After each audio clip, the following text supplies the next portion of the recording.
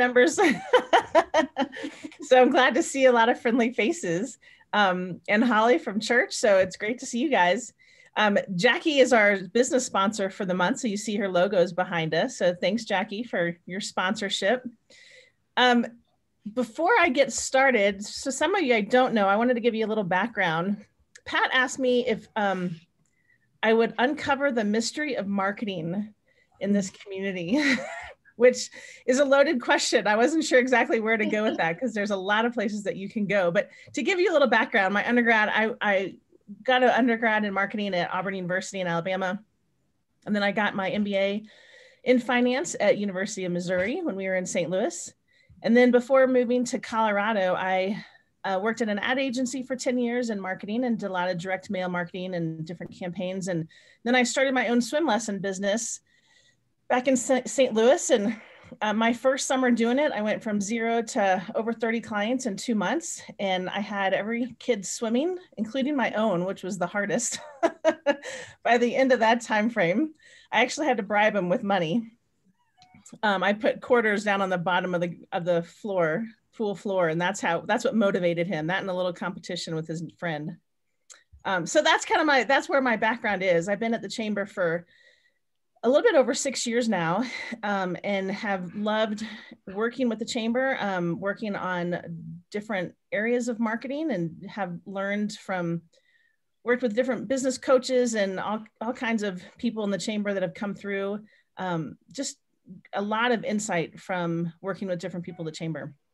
So my first question though today is I wanted to get to know what you guys have been doing for marketing, what works for you, who's your target market, who are you trying to reach? So I'm going to open it up for discussion to ask that question, because that's where, if you're going to find the magic of marketing, you got to figure out who your target market is first. So anybody want to jump in and tell me who your target market is? I can tell you mine is women 50 to 65 who are still working, or people, either men or women, turning 65 and needing Medicare.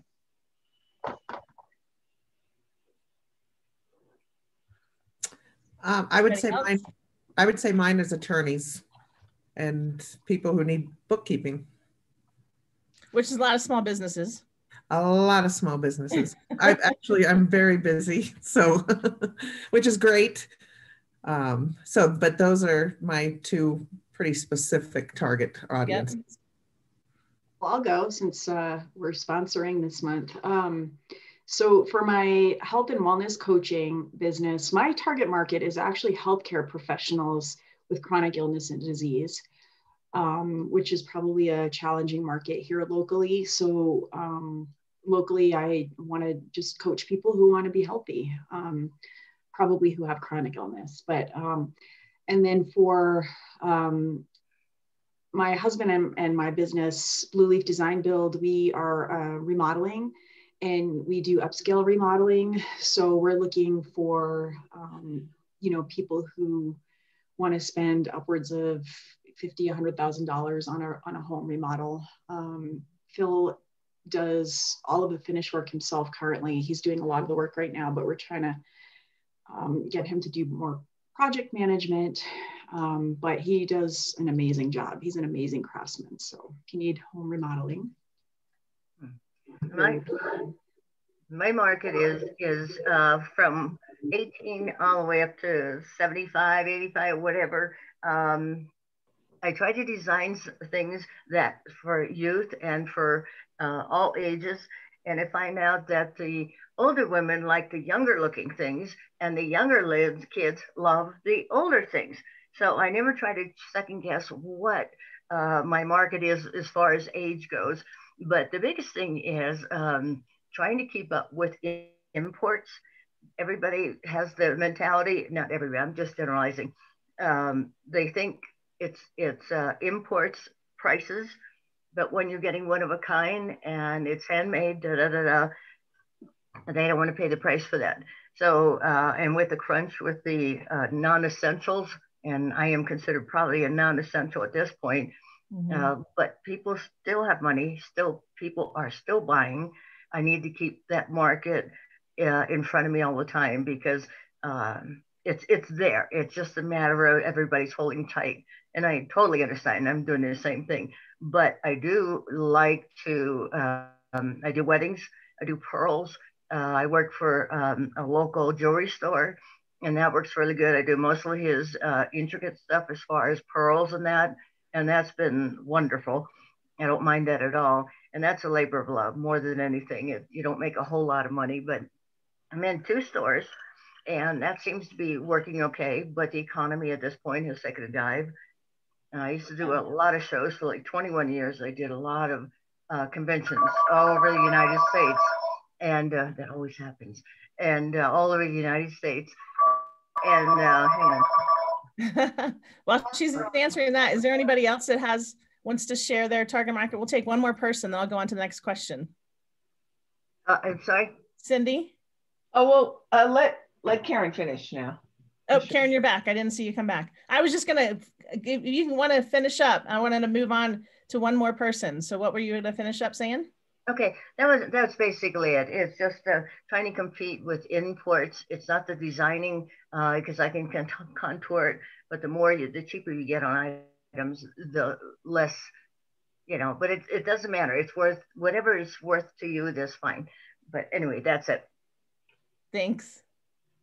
Cindy? I would say that while it's hard for me to categorize my market by age, I would say it's when talking about yoga, it's certainly a more mature market because the people that are attracted to me as a teacher, I think want someone who's willing to show them modifications. They're into yoga for the stress reduction and the spiritual benefits as well as the physical benefits. So they're not, just looking for a quick physical practice. So I would say I tend to attract a more mature audience.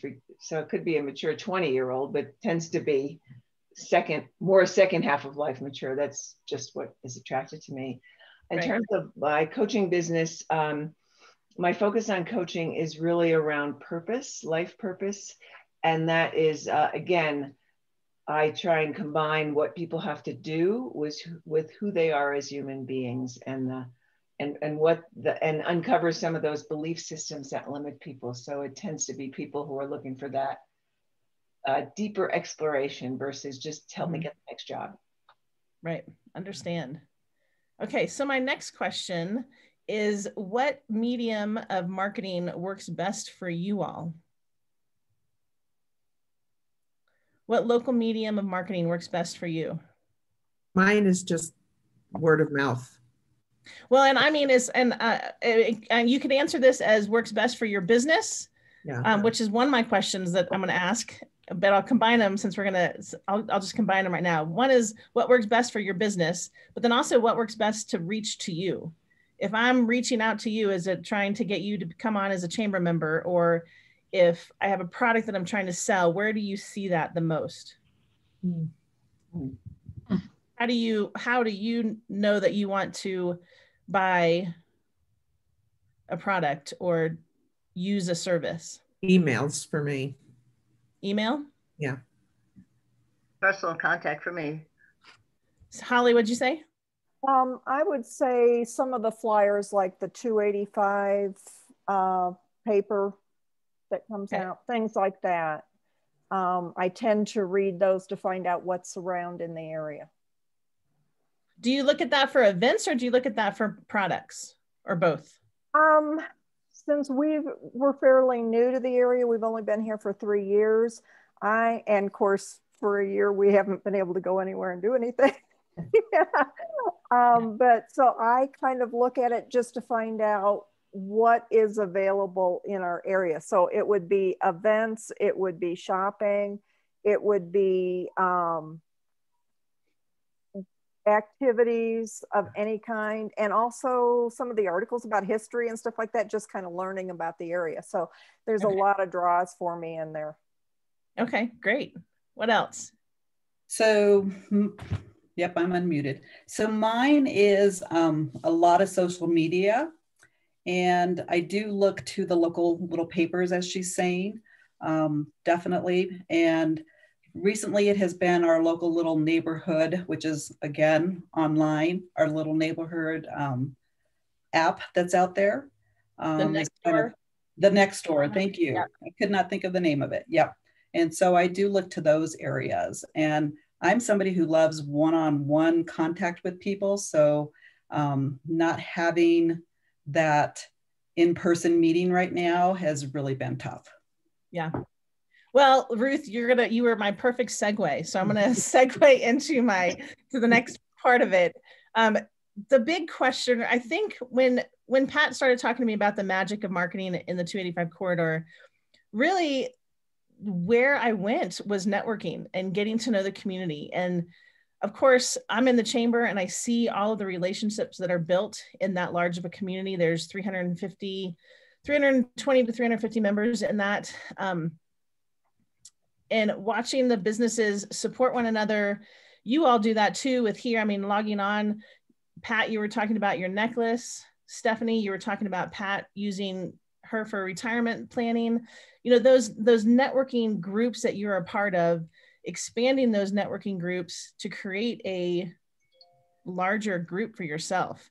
I can list off all kinds of advertising. I have a huge list of different Facebook groups that I post to when we have events that we are working with. I definitely still do advertising in Canyon Courier, the 285 Hustler, Your Mountain Connection, Colorado Serenity. I use all of those, the Flume.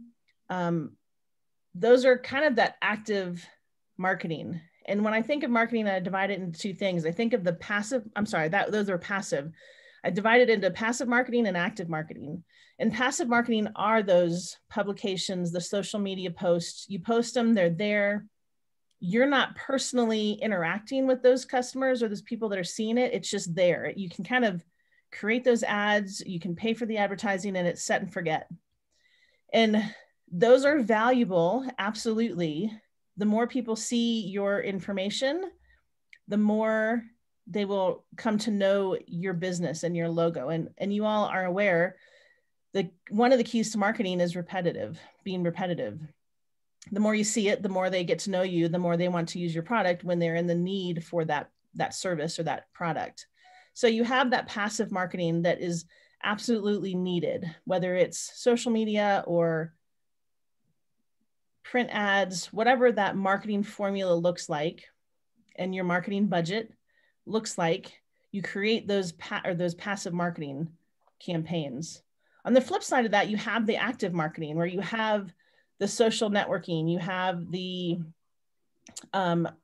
even right now, you have the online networking with what this meeting is this morning. That is a big piece of getting to know the community, getting to know the businesses, getting to build those relationships, and ultimately be building your networking, your network. One of the things that I like to work on is networking skills. And I've had a lot of networking people that specialize, if you will, in networking. Michelle Robbins, I don't know if you're familiar with her. She was with RPM Insurance Agency out in Evergreen. She's a Conifer Chamber member, and she's an excellent networker. And one of her things that she will do is she will just go talk to different business owners and buy even the smallest item, but she's in their store actively talking to the business owners, buying small items from different business owners to give to clients or to pass on. And that's one thing that she does for her networking. It gives her a reason to go into the store. It gives her a reason to talk to the business owner. And it's a little bit easier than just walking into the store and just saying hi. I do the same thing at chamber meetings. A lot of our ambassadors, it's easy to do something if you have a job to force that conversation. And so some of those things are just creating a network, creating a relationship with people, going out to have coffee with somebody. Another networker that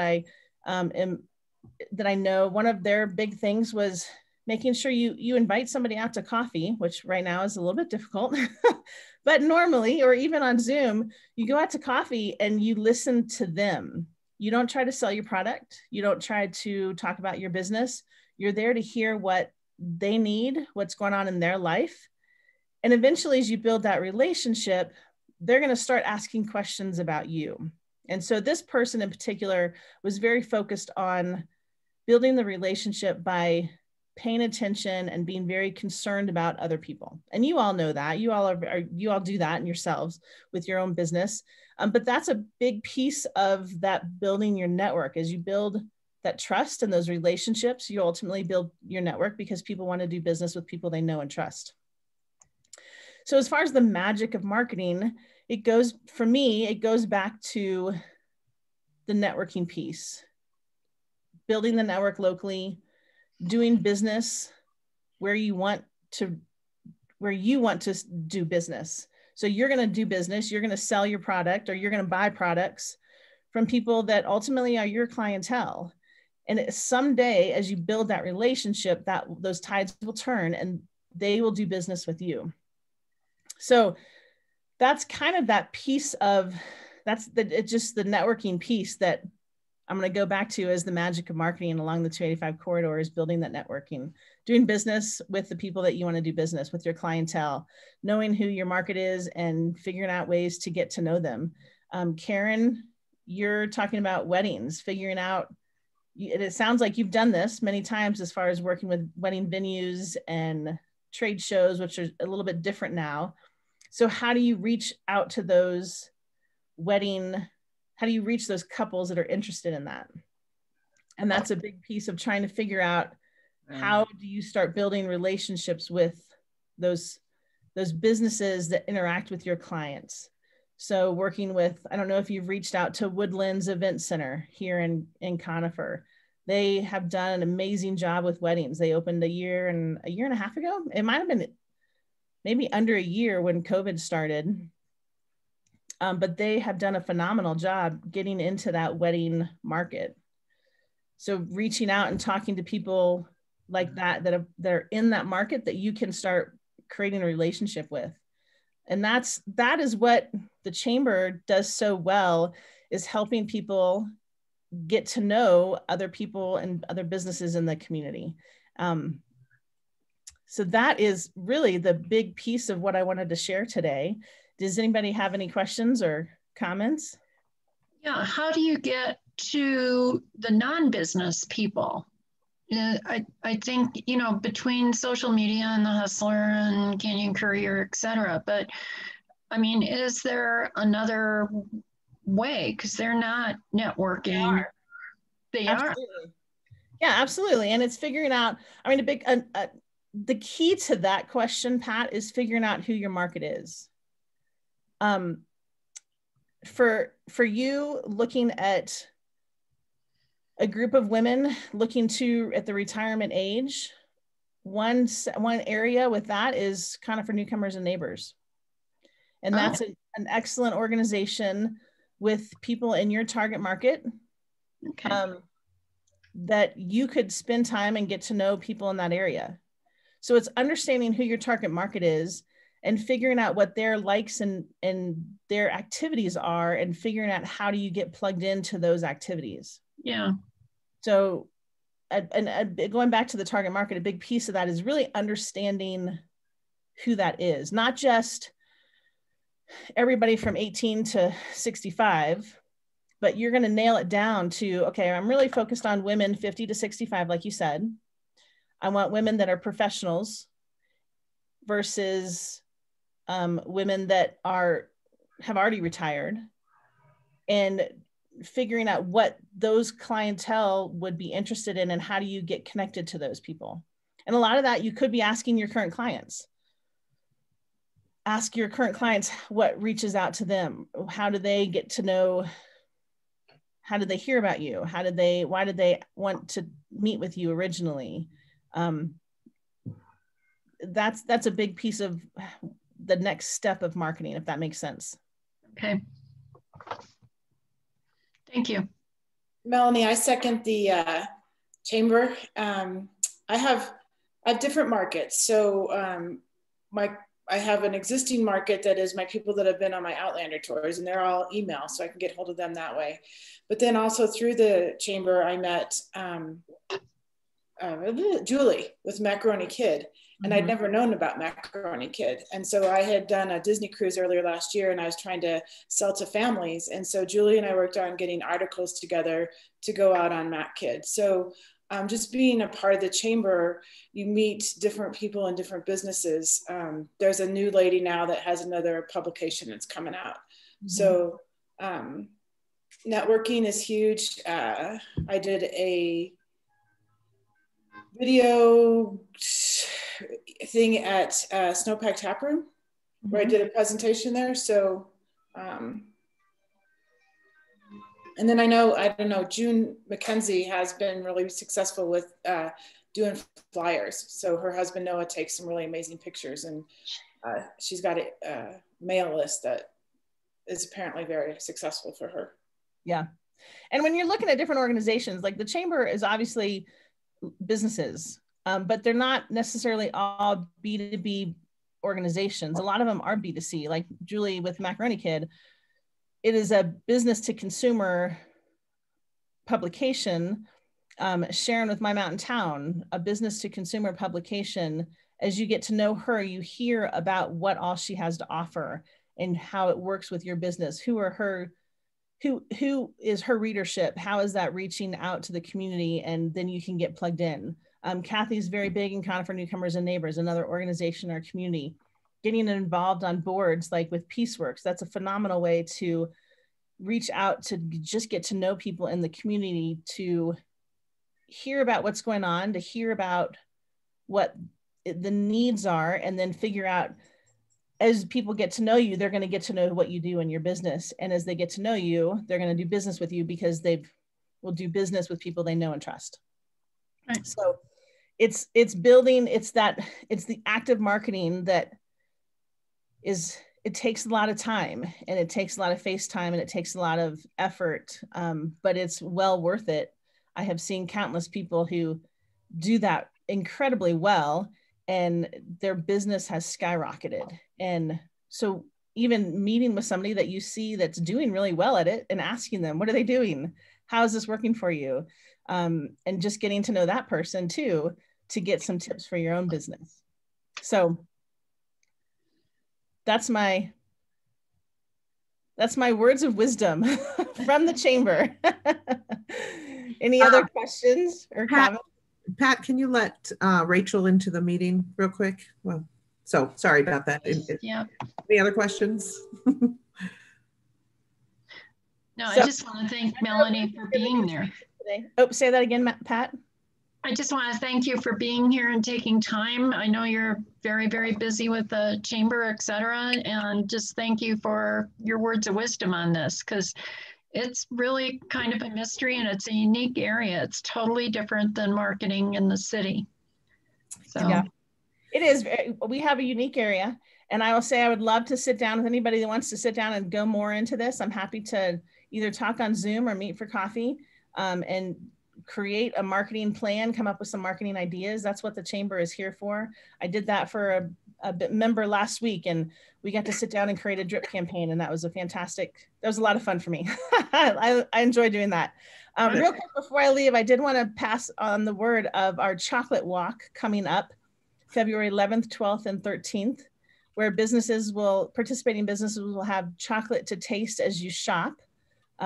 So look out at goconifer.com. We'll be pushing that out on Facebook and My Mountain Town and Macaroni Kid and all the social media places around here. But you can do your shopping for your Valentine and taste some chocolate. So, Melanie, did you also want to talk about the roadshow? Yeah, the roadshow is coming up. Thank you, Kathy. The roadshow is coming up in February and potentially March, depending on the interest we have. But I'll be interviewing people on Facebook Live on Tuesdays and Thursdays, either at their location or on Facebook or on Zoom, and then pushing it out on Facebook Live. And it's just to get to know we've been doing a lot of the retail promotions, like the chocolate walk is more of a retail based, obviously, for those businesses. But then there's a lot of home-based businesses or more office businesses that information about the next